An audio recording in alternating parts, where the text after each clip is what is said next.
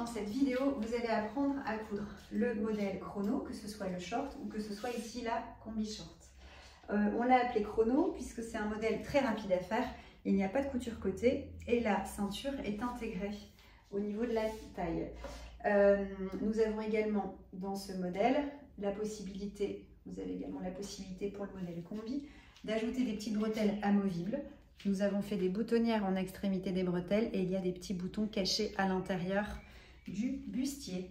Ce modèle a évolué depuis le modèle 2024. La précédente version, le short était un petit peu plus court et un peu plus taille basse. Il vous suffit de prolonger les fourches et de prolonger la longueur d'entrejambe pour avoir cette nouvelle version. Et la précédente version également n'avait pas les bretelles. Il suffit de découper des rectangles de 2 cm finis, donc ça vous fait des longueurs de 6 cm pliées en deux, ça fait 3, avec la valeur d'ourlet de 1, ça fait 2, sur la longueur souhaitée de la longueur des bretelles. Belle couture à vous. Avant de démarrer la vidéo du short, je vous montre le short porté. Donc notre short chrono, réalisé ici dans une double gaze assez épaisse, c'est une double gaze d'ameublement, avec donc pas de couture côté, je le rappelle, et une poche plaquée d'eau pour ce short chrono. Nous allons commencer cette vidéo par le short chrono. Donc c'est un modèle que nous avons appelé le short chrono car c'est un modèle ultra simple à réaliser qui n'a pas de couture côté. Vous allez couper 2 fois vos pièces. Là nous avons donc le dos et là nous avons donc les devants. Donc ce tissu a été coupé 2 fois. Vous pouvez également couper la poche plaquée d'eau. Nous en mettons qu'une sur ce modèle. Le patron intègre les valeurs de couture. Donc du coup, vous suivez tout simplement les lignes. Pour la version short, vous allez couper ligne de coupe pour le short. Toutes les valeurs de couture sont incluses. Il y a 1 cm de valeur de couture et 2 cm pour l'ourlet du bas. Nous allons attaquer les poches plaquées d'eau. Donc vous allez faire un ourlet en faisant un repli de 1, puis un deuxième repli de 1, marqué au fer, et piquer à 1 mm du bord, ça vous fera l'ourlet de l'entrée de poche. Puis vous allez faire grâce à un petit gabarit. Donc vous pouvez reprendre le patron. Là, il y a les valeurs de couture comprises, donc vous enlevez 1 cm partout. Ça vous fait du coup le gabarit de la poche une fois fini. Et avec un fer, ça vous permet du coup de presser sur le gabarit pour vous faciliter l'arrondi. Comme ceci. Autre possibilité, c'est de faire un petit fil de fronce sur les 2 parties arrondies et de tirer le fil de fronce sur votre gabarit, comme ceci. Une fois l'ourlet de poche réalisé et donc l'ensemble des autres côtés fixés au fer, vous allez du coup repositionner le patron sur le dos. Vous avez la possibilité de tracer au cutter une petite ligne qui représente l'entrée de poche.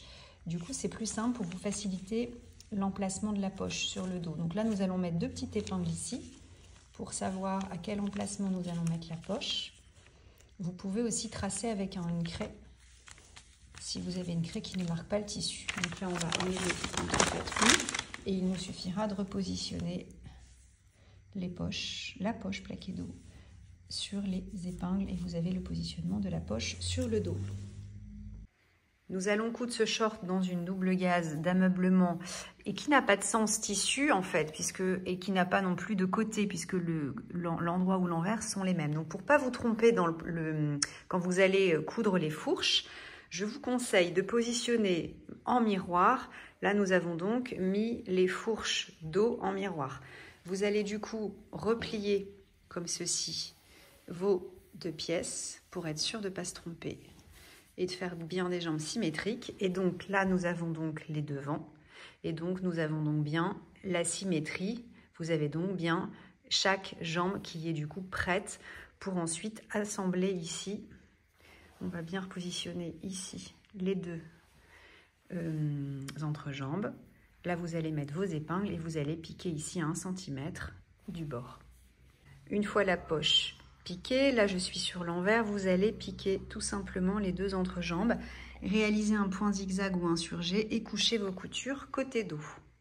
Maintenant, vous allez repositionner sur l'endroit et vous allez positionner donc une jambe l'une au-dessus de l'autre, faire correspondre les coutures d'entrejambe et vous allez tout simplement coudre l'entrejambe en suivant ici cette ligne à 1 cm du bord et faire ça aussi pour le dos ou le devant en fonction de par où vous avez commencé. Voilà. En option, vous pouvez créer des petites boutonnières sur la ceinture de votre short. Donc pour ce faire, vous positionnez le patron. On est donc sur un patron valeur de couture comprise. Vous créez une petite fente ici avec un petit cutter comme ça dans le patron, ce qui vous permet de tracer là où vous allez devoir faire vos 2 boutonnières. Donc une fois vos 2 boutonnières sont faites, au niveau de la taille, vous pouvez faire entre 1,5 et 2. Vous allez faire un repli de ceinture de 1 cm, puis un repli de ceinture de 3 cm et piquer à 1 mm du bord depuis l'envers. Et donc vos boutonnières seront présentes que sur l'endroit. Les boutonnières sont faites et donc là, nous sommes en train de piquer la ceinture. Donc c'est une ceinture intégrée. Nous avons fait un repli de 1, puis un repli de 3 et nous piquons à 1 mm du bord. La ceinture, vous laissez bien une petite ouverture sur l'arrière, ce qui vous permettra d'enfiler l'élastique. Donc là, on va finir d'enfiler l'élastique grâce à une épingle à nourrice. Hop, on a fait le tour et on va la ressortir, vous allez comprendre, comme ceci. Et vous allez faire ensuite la même chose pour le lien en passant par les 2 boutonnières. Donc une fois que vous avez fini l'élastique, vous allez fermer l'élastique, le piquer et refermer la ceinture qui était restée ouverte. Il reste à faire l'ourlet du bas, donc vous repliez sur un, vous repassez et vous repliez sur 1 cm, vous repassez et vous piquez à 1 mm du bord. Votre short chrono est terminé. Nous allons maintenant attaquer la vidéo pour coudre la combi short chrono. Nous allons maintenant vous montrer dans la vidéo comment coudre le combi short avec bretelles. Donc concernant la coupe du short, le short intègre normalement la ceinture. Mais si vous faites le combi short, vous allez couper en repliant le patron comme ceci et vous suivez l'indication. Là, nous avons notre patron de travail, mais il sera noté sur votre patron coupé ici pour une version combi short.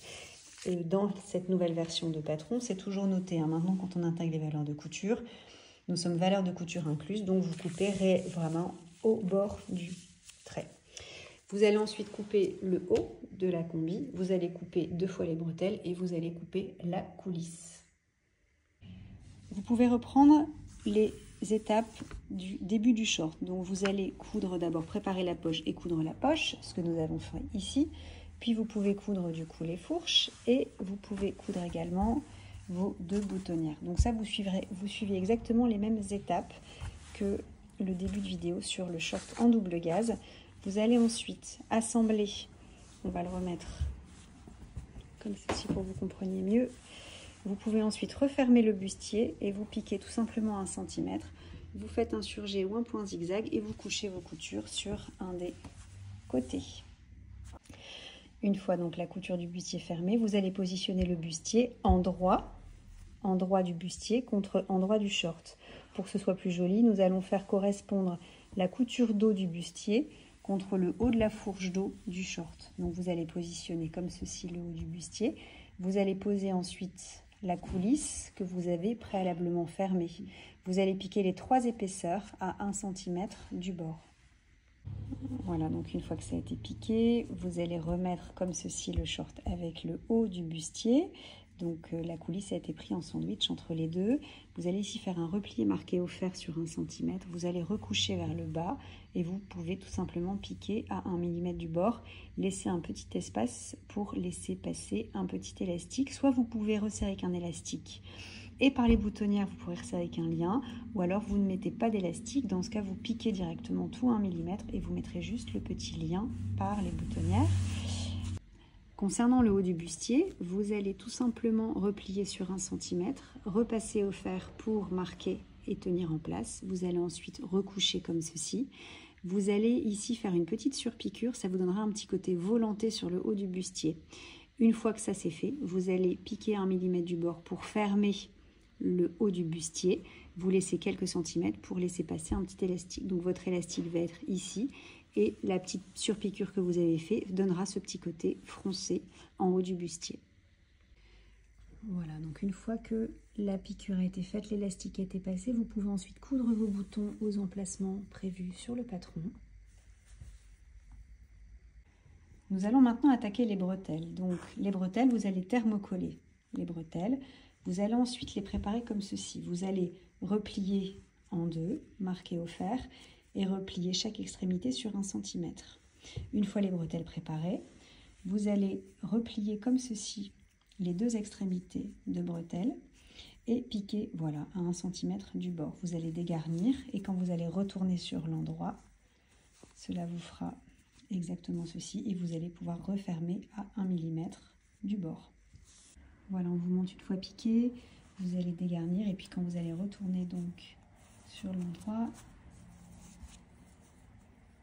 ça vous fait ceci et vous pouvez du coup ensuite avec une petite pointe ou une paire de ciseaux bien faire ceci pour que vous ayez un bel angle droit.